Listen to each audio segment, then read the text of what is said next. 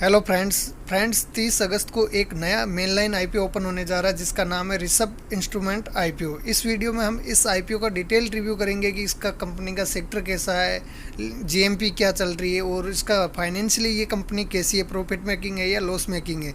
तो सबसे पहले बात करते हैं इसकी डिटेल की। ये आईपीओ 30 अगस्त को ओपन होगा, 1 सितंबर को क्लोज होगा और इसका फेस वैल्यू रखा गया है 10 रुपये पर शेयर और इसका प्राइस बैंड है 418 से 441 रुपये। इसमें एक लोट में 34 शेयर आएंगे और ये टोटल इशू लेकर आ रही है 490 करोड़ का, जिसमें फ्रेश इशू है 75 करोड़ का और 415 करोड़ का ओएफएस है, यानी कि ओपर पोर सेल, जो कि इसके प्रमोटर अपनी होल्डिंग बेचेंगे।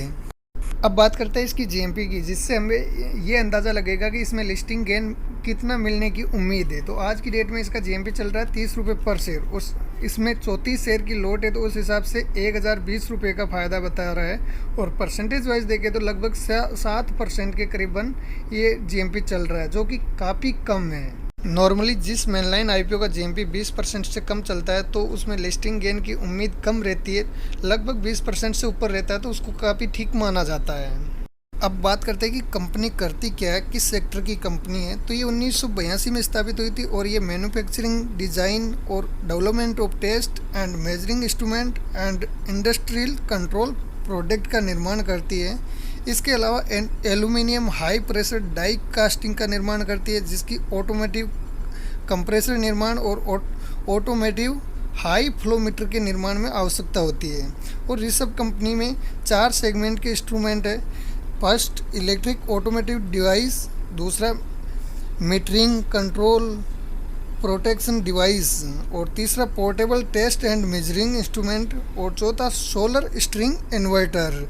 यानी कि ओवरऑल ये देखा जाए तो इलेक्ट्रिकल टाइप के जितने भी इक्विपमेंट होता है उनका निर्माण करती है, जो इस सेगमेंट में आने वाले हैं। और इस कंपनी की 3 मैन्युफैक्चरिंग यूनिट है और विश्व में 270 प्लस डीलर है, जिनकी पहुंच 70 प्लस कंट्री में है और प्रत्येक राज्य में 150 प्लस डीलर तक इसकी पहुंच है। यानी कि इसका सेक्टर काफ़ी लंबा चौड़ा विस्तार हो रखा है।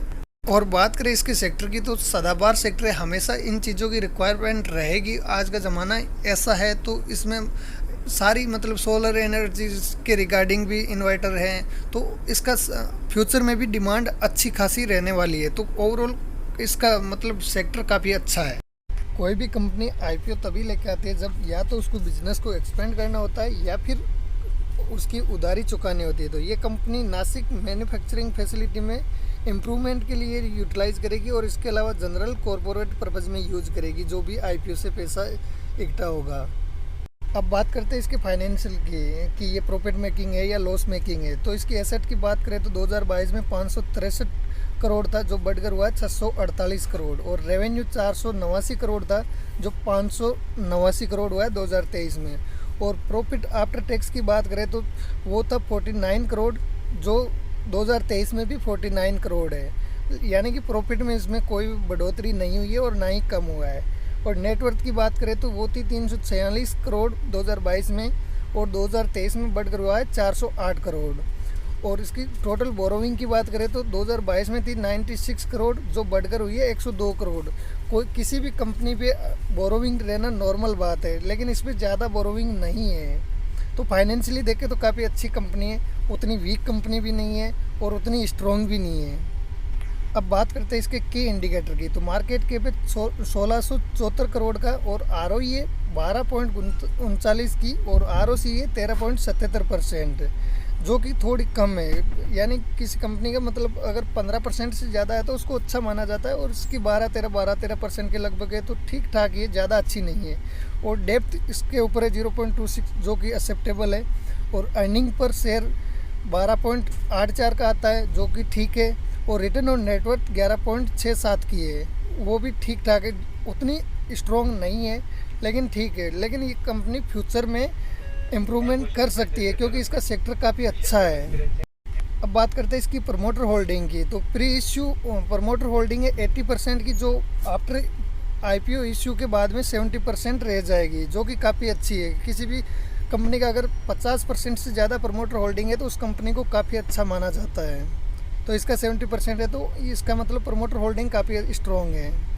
अब बात करें इसके अलॉटमेंट की, तो इसका अलॉटमेंट आएगा 6 सितंबर को और रिफंड होगा 7 सितंबर को और इसके शेयर डीमेट में क्रेडिट कर दिए जाएंगे 8 सितंबर को और इस आईपीओ की लिस्टिंग होगी 11 सितंबर को।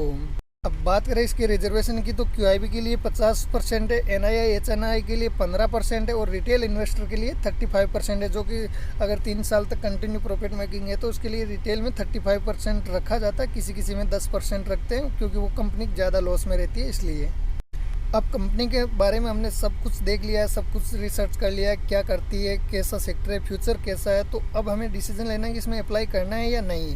तो अगर लिस्टिंग गेन के लिए अप्लाई कर रहे हैं तो हमें नहीं जाना चाहिए इसमें, क्योंकि इसका जीएमपी 6% के करीबन चल रहा है, जो कि काफ़ी कम है और इसका लॉन्ग टर्म के लिए इसमें काफ़ी अच्छा इम्प्रूवमेंट दिखा सकती है। अभी तक इसमें इम्प्रूवमेंट मतलब उतना अच्छा नहीं है, बट अच्छा कर सकती है ये कंपनी, क्योंकि इसका सेक्टर काफ़ी अच्छा है। तो लॉन्ग टर्म के लिए अप्लाई कर सकते हैं, लेकिन आईपीओ में मैक्सिमम लिस्टिंग गेन के लिए ही हम अप्लाई करते हैं, जो कि लिस्टिंग गेन के हिसाब से हम नहीं कर सकते। और ज़्यादा ही सेफ जाना है तो इसमें इसका 3rd डे सब्सक्रिप्शन देखना है कि क्यूआईबी और एचएनआई के थ्रू कितना सब्सक्राइब हुआ, उसके बाद ही हमें अप्लाई करना है।